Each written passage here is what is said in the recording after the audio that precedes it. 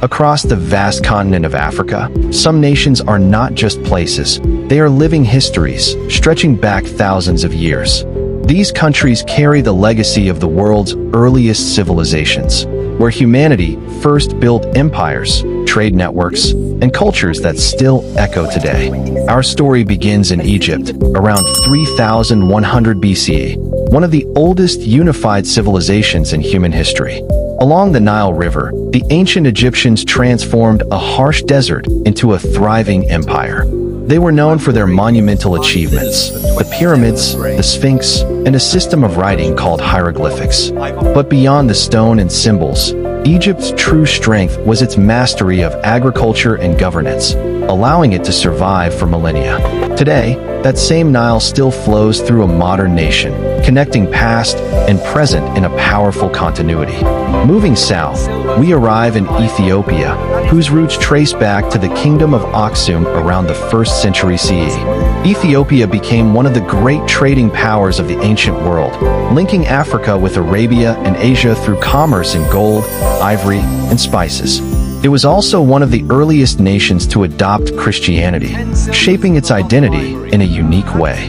Through centuries of global change, Ethiopia remained resilient, standing as one of the only African nations never fully colonized, preserving its sovereignty and culture into modern times. To the northwest lies Sudan, home to the ancient kingdom of Kush, which rose around 1000 BCE. Known for its powerful rulers and distinct pyramids, Kush rivaled Egypt in both strength and culture. It was also one of the earliest centers of iron production in Africa, giving it technological influence. Despite the rise and fall of empires, Sudan's deep historical roots continue to define its identity today, especially along the meeting point of the Blue and White Nile. Along the Mediterranean coast, we encounter Libya, a land shaped by layers of ancient civilizations. As early as 700 BCE, it was part of major trade networks influenced by Phoenicians and later dominated by the Romans. Cities like Leptis Magna became symbols of wealth, architecture, and global connection.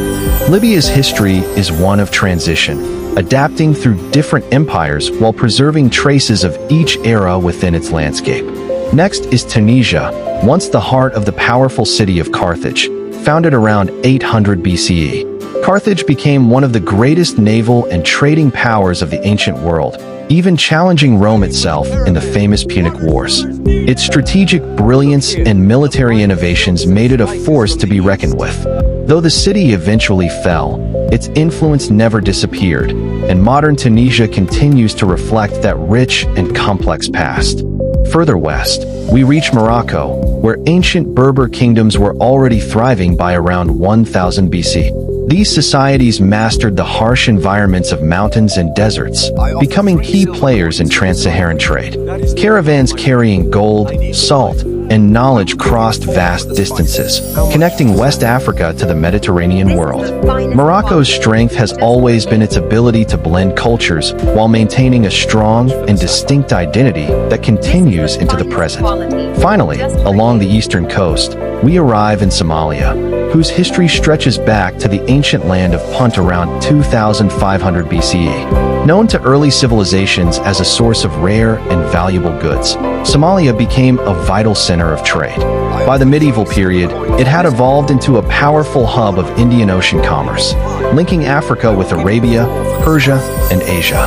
Its long coastline made it a gateway between worlds, a role it continues to hold today.